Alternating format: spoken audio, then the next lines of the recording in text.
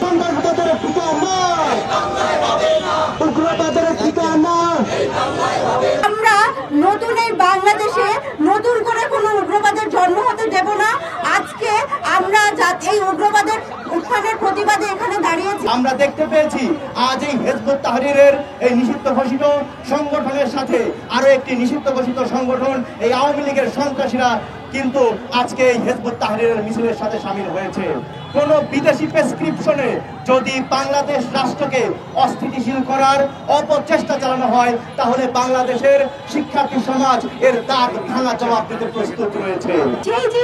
কুচক্রী মহল তারই একটি অংশ আজকে হিজবুত তাহরীর যে প্রকাশ্য কার্যক্রম সেটি আমরা মনে করি সারা বাংলাদেশে যে ধরনের ধর্মীয় সম্প্রীতিতে আঘাত হানার মতো যে ধরনের কাজগুলো করা হচ্ছে, যে ধরনের সহিংসতা করা হচ্ছে এবং পাবলিকলি নারীর প্রতি যে সহিংসতা প্রদর্শন করা হচ্ছে, নারীর বিরুদ্ধে যে মব উস্কে দেওয়া হচ্ছে, তার পিছনে এ ধরনের উগ্রবাদী যে রাজনীতি, যে ধর্মীয় রাজনীতি, যে অন্ধ রাজনীতি সেটি কারণ হিসেবে ভূমিকা পালন করছে। তাই আমরা নারী সমাজের পক্ষ থেকে বলে দিতে চাই, এই ধরনের উগ্রবাদী ধর্মকে পুঁজি করে যে রাজনীতি নারীকে ছোট করে, নারীর প্রতি বিদ্বেষ পোষণ করে এবং নারীকে অসম্মান করে এবং অবমাননা করে, এই রাজনীতির স্থান এই বাংলাদেশে হবে না। আজকে যখন হিজবুত তাহরীর বাইতুল মোকাররমের সামনে মিছিল করে, সমাবেশ করে, তখন পুলিশ মনে হচ্ছিল কোনো একটা রাজনৈতিক দল কোনো একটা সামাজিক সমস্যা নিয়ে মিছিল করছিল, এমন ভাবে তাদেরকে ট্রিট করছে।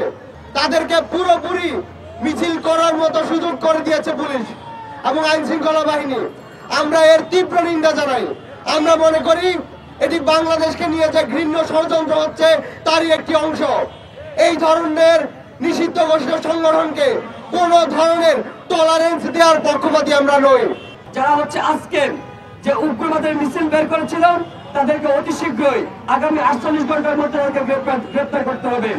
একই সাথে আমরা একটা বিষয় বলতে চাই, যাদের ছত্রছায়া, যাদের মদদে, যাদের নীরব ভূমিকা পালন করার কারণে এই সন্ত্রাসী বাহিনী, এই উগ্রবাদ গোষ্ঠী নির্বিঘ্নে যারা যখন রাজপথে তারা সংগ্রাম করতে পারতেছে, সে মদতদাতা, সে পুলিশের বাহিনীদেরকে তাদেরকে আপনারা আইনের আওতায় আনতে হবে, তাদেরকে তদন্তের আওতায় আনতে হবে যে আসলে কারা হচ্ছে হাসিনা এজেন্ডা বাস্তবায়ন করতে চায়। আমরা দেখেছি ঢাকা শহরের প্রত্যেকটি মোড়ে মোড়ে, আমরা দেখেছি মেট্রো রেলের প্রত্যেকটি পিলারে এই সমাবেশের জন্য পোস্টার সাজানো হয়েছে।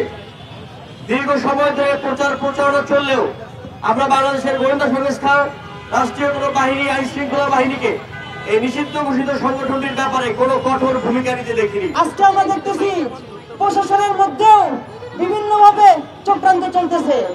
আজকে কয়েকদিন ধরেই হিজবুত তাহরীরের বিভিন্ন পোস্টার আমরা আসতে দেখতেছি, কিন্তু তারা পূর্বে জানা সত্ত্বেও কেন এই প্রোগ্রামটাকে তারা বানচাল করতে পারলো না?